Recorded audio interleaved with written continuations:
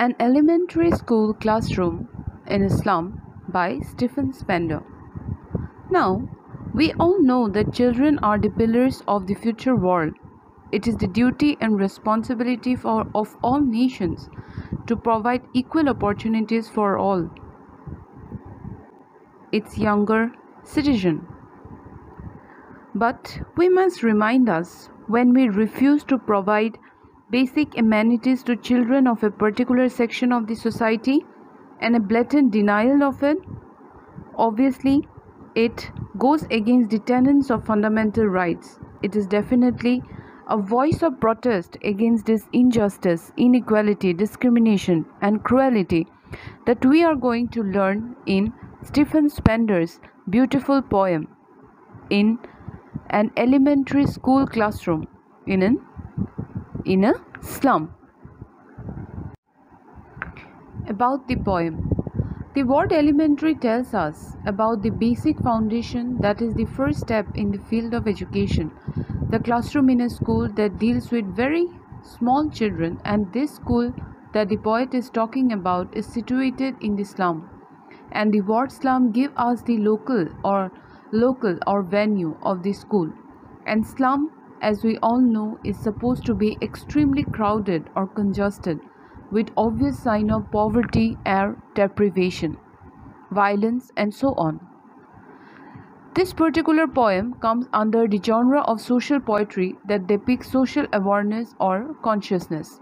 Structurally, the poem has 32 lines and is divided into 4 stanzas of 8 lines each.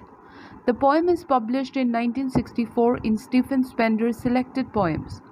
The poem is written in free verse, that is, it does not follow any rhyme pattern. The civil movement in the United States reflects in the background of the entire poem. The poet exposes the widespread collective neglect of children who belong to the lower section of the society. Poverty reigns supreme in the air of presenting the children as weighed down head, paper-seeming boy, diseased, gnarled, twisted. Spender's firm conviction is that poverty is cruelly and cleverly crafted through the oppressive power of capitalism that unleashes deprivation to its core. Through this poem, the poet wants to grab the attention of the government and the bureaucrats of the society to do something for the education of these slum children. The theme of the poem is social injustice and class inequality. Through this poem, Spender questions the value of education imparted to the slum children. The government is supposed to provide equal opportunities for education, but this classroom in the slum offers little hope or change or progress for the poor children. Now I have divided stanza wise. The stanza 1 is the description of the poor children in the elementary school classroom. Second stanza deals with the description of the classroom. Third stanza is the combination of the description of the classroom and the poverty-stricken condition of the children. The stanza 4 is an insight into the optimistic approach of the poet, the hope for a better tomorrow. Now let us begin with the first stanza explanation. In the first stanza, the poet gives a vivid description of students in an elementary school classroom in a slum, and this reflects nothing but the extreme poverty, lack of energy, enthusiasm, vigor, and liveliness in the children. The poet notices the children who are studying in that elementary school in a slum, and he describes the poor condition of the children. They are malnourished. They are not very healthy. They are not full of energy, vigor like other kids of their age, as their world is far removed from the open and healthy environment. The condition of the children in the slum school is pathetic and miserable. They are not even clean. They have not combed their hair properly. Their faces are absolutely pale without any color.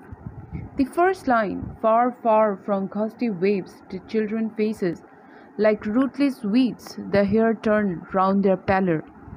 In the first line, the word far is repeated, just to indicate the gravity of the situation and also to focus on the pathetic plight of the slum children.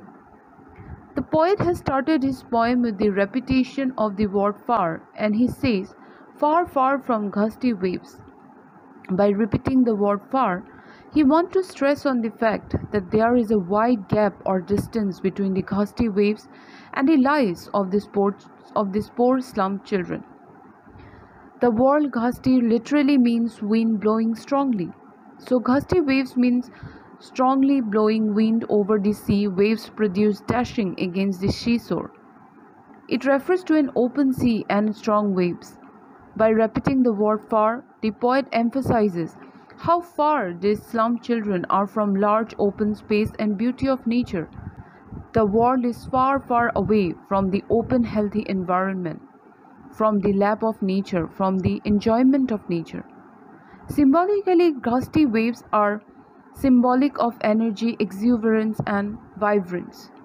By gusty waves, the poet symbolizes the bright, energetic side of life that is lively and full of energy.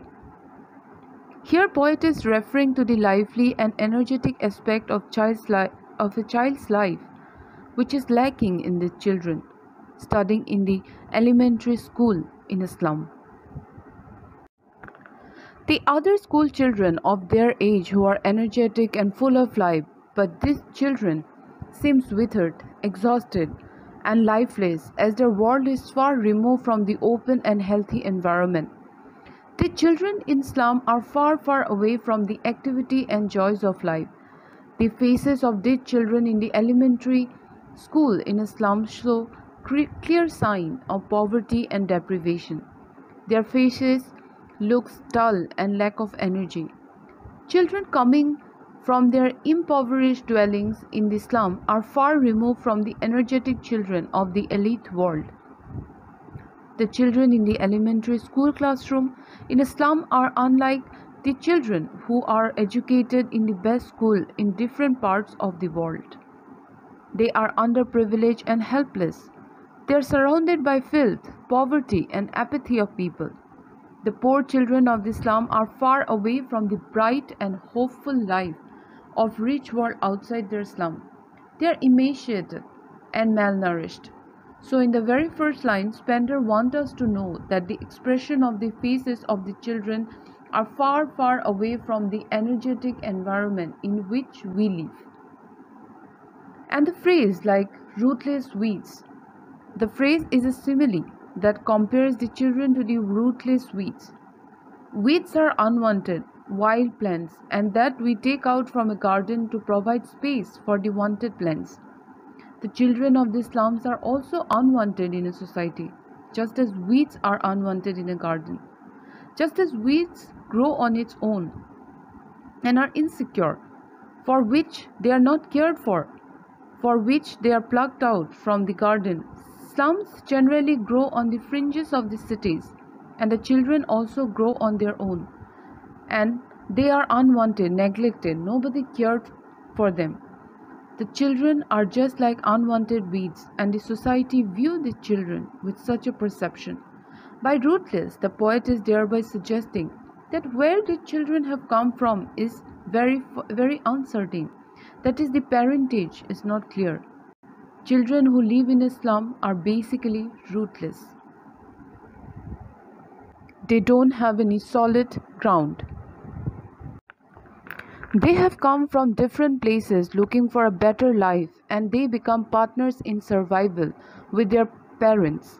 They do not have any well-defined social standing and support system. They don't have a solid ground of their own, and they have no place in the privileged section of the society. The next, the hair torn around their pallor. What does this phrase mean? It refers to the shabby, unkempt appearance of the children. The children are malnourished and hence pale. They don't have the proper nutrition. That's why their faces look pale, unhealthy. The word pallor means the pale faces of the children. Pale face represent both unhealthy lifestyle and hopelessness. Their uncombed hair fall on their pale faces, emphasize the deprived and undernourished condition. Their faces show clearly the plight of their existence. their hair scattered untidily around their pale, malnourished face. They have no money to take care of themselves. The slum children are neglected and poverty stricken. Their faces show no energy, and this is contrasted with the gusty waves which symbolize energy and vigor, which is lacking in the faces of the slum children. The repetition of the words far, far maybe further emphasizes the separation or deprivation between the worlds of haves and have-nots. It highlights the gap between the rich and the poor.